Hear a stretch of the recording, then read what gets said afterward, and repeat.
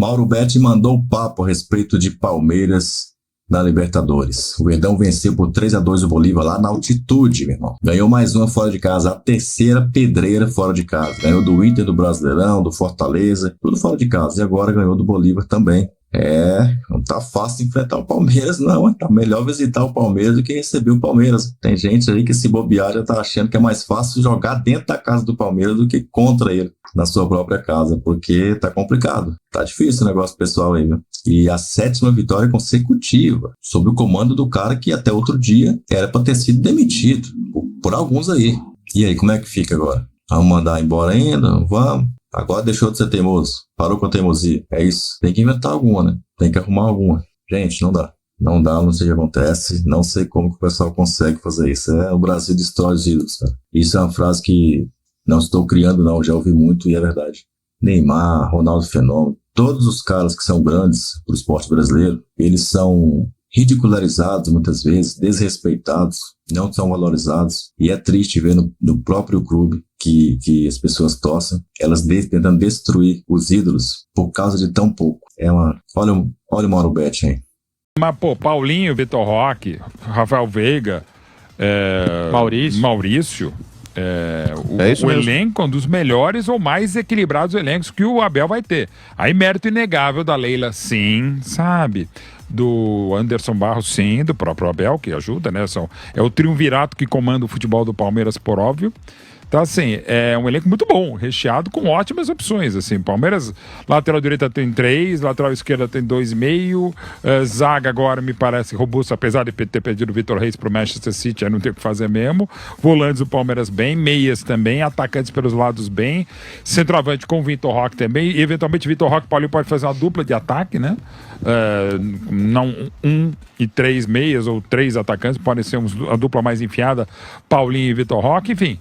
O Flaco Lopes. O Flaco Lopes está muito bem hoje, foi disparado o melhor dessa vitória palmeirense em La Paz, bem num bom momento. O Flaco já veio jogar bem contra o Fortaleza, então assim, vai perder o Estevam. Qualquer equipe do mundo perderia muito se o Estevam, mas o elenco está preparado para isso, até inclusive pelas 2 maiores contratações em valores da história em 110 anos. Estamos falando da equipe que no futebol brasileiro e sul-americano mais vence, mais consegue pontos como visitante na história da Libertadores desde 1960. Palmeiras que é a disputa desde 61, quando foi vice pro Peñarol, Palmeiras que voltaria em 68 para ser vice do Estudiantes, Palmeiras que só ganharia uma Libertadores com o Filipão em 99, mas de lá para cá muita história bonita, com o Abel em 20, com o Abel em 21, e agora o Palmeiras rumando para de novo provavelmente ter a melhor campanha da fase de grupos. Claro que ainda estamos chegando à metade do turno, né?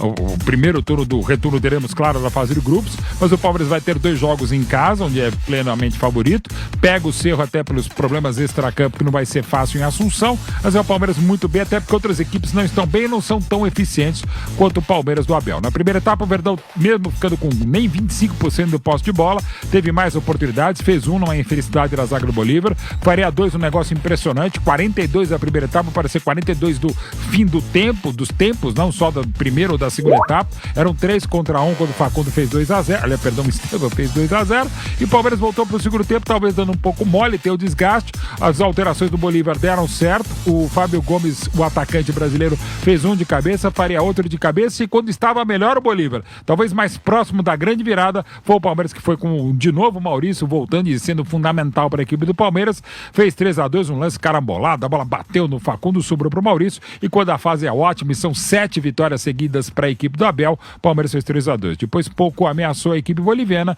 e o Palmeiras de novo mantendo a sua história, como você já destacou, a segunda, a única equipe a vencer 2 vezes o Bolívar em La Paz e contando. E muito bem, como aliás o aniversariante, 18 aninhos, Estevam. Eu fiquei impressionado com o primeiro tempo do Palmeiras. Sinceramente. Com o jogo em si, né? Porque a gente sabe que a força do Bolívar é a altitude de La Paz. É o principal jogador. É o craque do time. Que não entrou em campo no primeiro tempo. Parecia que era o Bolívar que estava sentindo a altitude, sofrendo com a altitude, e não o Palmeiras. Não foi à toa que o Estevam, comecinho do segundo tempo, eu imagino que seja por isso, não tenho certeza, o Estevam nem conseguiu jogar o segundo tempo. Logo no começo, desistiu de uma bola que ele estava correndo ali, foi substituído. O Estevam correu no primeiro tempo, até bola quase perdida, ele foi tentar salvar. Parecia que estava jogando no nível do mar. E não na cidade de La Paz, que é um terror para jogador brasileiro, para as equipes brasileiras, que praticamente para todo mundo, né?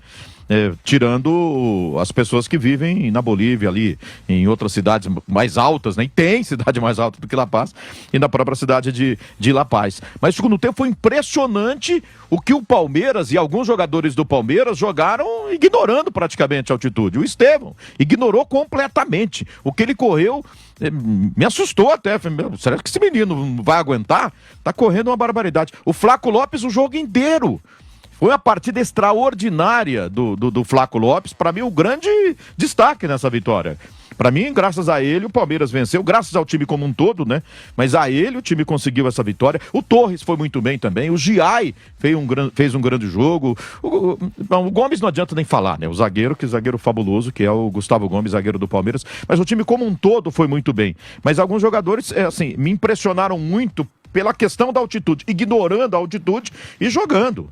O primeiro tempo do Palmeiras foi uma coisa histórica.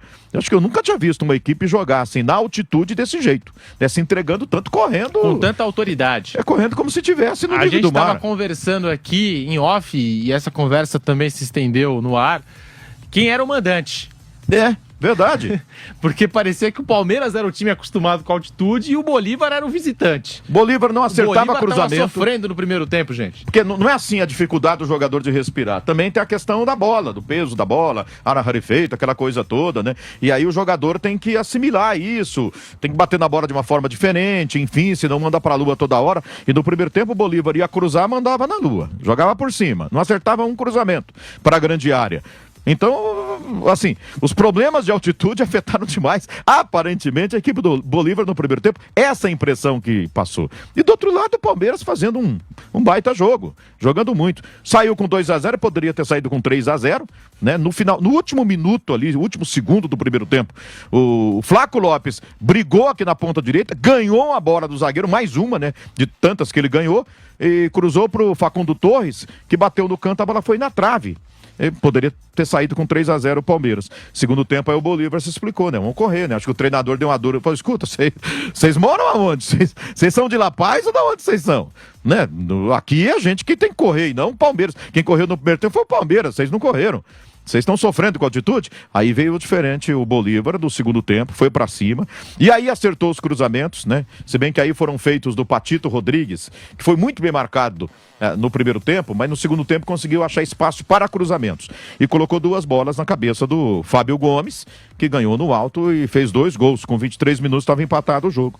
E aí quando a gente achava o Palmeiras, né, na altitude, né? Depois dos 23, cara, quase meia hora do segundo tempo aí, não tem mais gás, né? Não tem mais jeito. Vai ficar aqui atrás, dando bicão e se segurando aqui para tentar o empate. Não é que o Palmeiras foi lá na frente e meteu um terceiro gol com o Maurício? E assim, o Facundo Torres foi finalizar de pé direito, chutou a bola no pé esquerdo dele. E o que é que aconteceu? A bola foi no pé do Maurício. Ele não passou pro Maurício, ele tentou pro gol, a bola bateu na perna esquerda dele e sobrou no Maurício. Hoje tinha que ser. Tem aquela história assim, tem dia que de noite é assim mesmo? Estava escrito nas estrelas, que são mais próximas lá em La Paz, né? Que o Palmeiras ia ganhar o jogo. Conquistou uma vitória histórica espetacular. E no gol? Flaquito, que partidaça, mano. Que partidaça. Continuamos. Grande jogo. Todo mundo correu pra caralho. Feliz. Voltar pra São Paulo que tem. Domingo tem mais. Bora. Avante, mano. Avante, vamos. Que gol importante, hein, Maurício? Pô, gol muito importante, né? Depois de a gente fazer um 2-0 e eles fazerem um empate, um gol assim decisivo é muito gratificante. E jogar aqui não é fácil, né? Mas acho que a gente conseguiu suportar bem e vamos levar 3 pontos pra casa. Qual é a sua sensação aí, mano? Difícil agradecer a Deus, agradecer a todos os companheiros aí pela estreia. Mas é difícil, né? Time de guerreiro aí ganhamos pra próxima. Bora. Irmão, bora!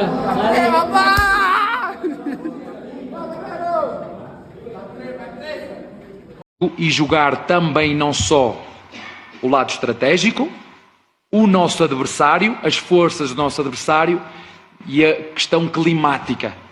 Eu na Europa nunca tive que me preocupar em preparar um jogo pensando naquilo que é a questão climática. Tive que fazer isso contra o Fortaleza e tive que fazer isso hoje aqui contra o Bolívar, Uma excelente equipa, muito bem treinada, com processos muito bem definidos, mas tal como a nossa, tal como o Palmeiras, tem pontos fortes e pontos débeis. E nós tentamos parar os pontos fortes do nosso adversário e potenciar as fragilidades. Foi isso que nós fizemos hoje e correu bem. A estratégia às vezes funciona e outras vezes não funciona. É assim que acontece no futebol.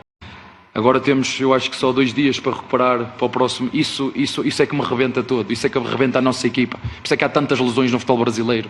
Não é? Não tem como. Por isso é que nós temos muitas lesões e os outros jogadores e as outras equipas têm muitas lesões.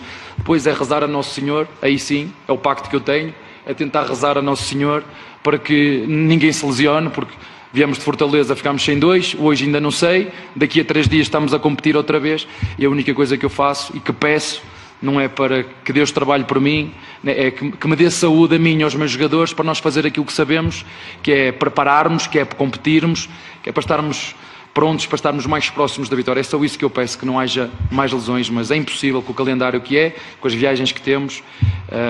O pacto é rezar para que ninguém se lesione mais. Bora! Vamos! Bora, cria. Surreal, mano. Surreal. Esse cara corre muito, mano. Tu corre muito, cara. O que tá tomando? Mate? Vou tomar mate também. Irmão, eu vou falar pra você, o time do Palmeiras vai ser um dos candidatos, sem dúvida, a ganhar o Brasileirão. Isso aí eu te garanto. O Brasileirão tá com pinta aí de que o Verdão vai buscar. A Libertadores, ele quer também. Tanto é que tá aí ganhando jogos, né? Então acredito que também vai com força. Só que a Libertadores é uma caixinha de surpresas depois da classificação para as eliminatórias. Quando passa os grupos e vem ali as oitavas de final, quarterfinals, as meias finais, como diria Abel Ferreira, aí o bicho pega. Aí time pequeno vira timão, vira time grande, vira aqueles ferrolho danado lá que os caras jogam por uma bola, muitas vezes acha esse gol e vira aquele Deus nos acuda. Flamengo que o diga, né? O Flamengo tá acostumado a ser eliminado desse jeito. Aliás, se bem que o Flamengo tá acostumado a ser eliminado com os times atacando ele também, né? Quer ser metido a time que joga bonito e tal, e os caras lá vêm, atacam o Flamengo e fazem gols também do Flamengo, como foi o Pearol, como foi, que mais aí? Olímpia, todo esse pessoal aí tá sempre fazendo isso. E o resultado ruim do Abel, eu acho que o último ano do Abel, ele ter sido campeão paulista, ganhando do Santos só de 2-0, quando tava metendo 4 gols na final, e o Santos só 2. Eu falei, opa, peraí, não tá legal. Uma coisa é falar que o time não tá rendendo o que rendia e tal, que a gente já falando há muito tempo aqui. Ninguém já tá pondo só com a peneira aqui. Só tá falando que é um absurdo pedir fora Abel por causa disso. Vendo os resultados e a recuperação que ele já mostrou ser capaz de fazer. Então você vê, o time acabou de ser renovado. Jogadores novos entrando. Um time que já não estava respondendo lá. Os jogadores novos vieram para fazer o time responder. Você não tem paciência, está jogando estadual, tá meio que ele usando o estadual para encaixar essas peças. E aí, as coisas não vão acontecendo como você gostaria. Aí fora, Abel. Pelo amor de Deus, gente. Pelo amor de Deus. Mais um vídeo aqui, então, para você clicar agora. Avante palestra.